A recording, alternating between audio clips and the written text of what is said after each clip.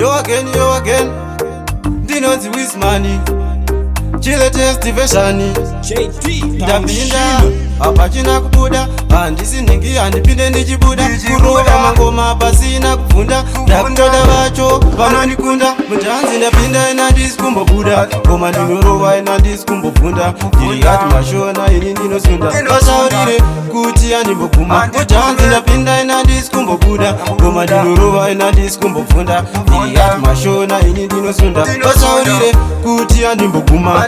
Andigume ini yandikendenge ndiri chitumo pamwe namasendeke kadhashi ndipe biti ndiri kanike vasiye varekete izu hatikundike kungonanganisa fanika majatsi ngoma rangu raira moisa mawatsi matsakaneni anobve pange gasi gore rino neni panoenda pasi janzi ndapinda ina ndisi kumbobuda ngoma ndinorova ina ndisi kumbofunda ndiri hati mashona ini ndinosunda vasaurire kuti yandimboguma mujanzi ndapinda ina ndisi kumbobuda ngoma ndinorova ina ndisi kumbofunda ndiri hati mashona ini ndinosunda vasaurire kuti yandimboguma andigume ini yandipere ngoma inika handisi murwere kadhashi uvaudze kazvizere vakanditanga kuno neni vangapere fanika vakandiwana ndiri mufomu vanobuda vhuro vanobuda mafomu imombe dzangu saka ndinodziti komu ndinonzi Wismani ndikamita ritimu ini ndinomitisa matsaga pasi inini ndinogarisa kune vese vaya vari kupikisa vaudzei pasi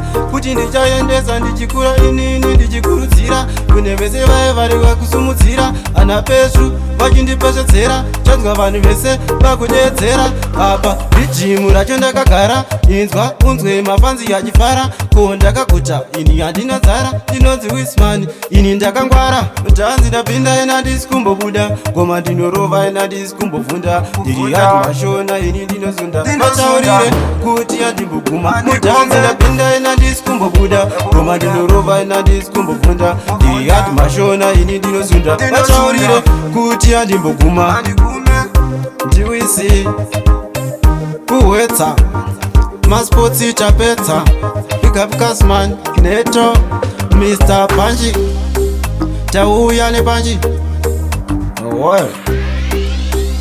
pamohitsi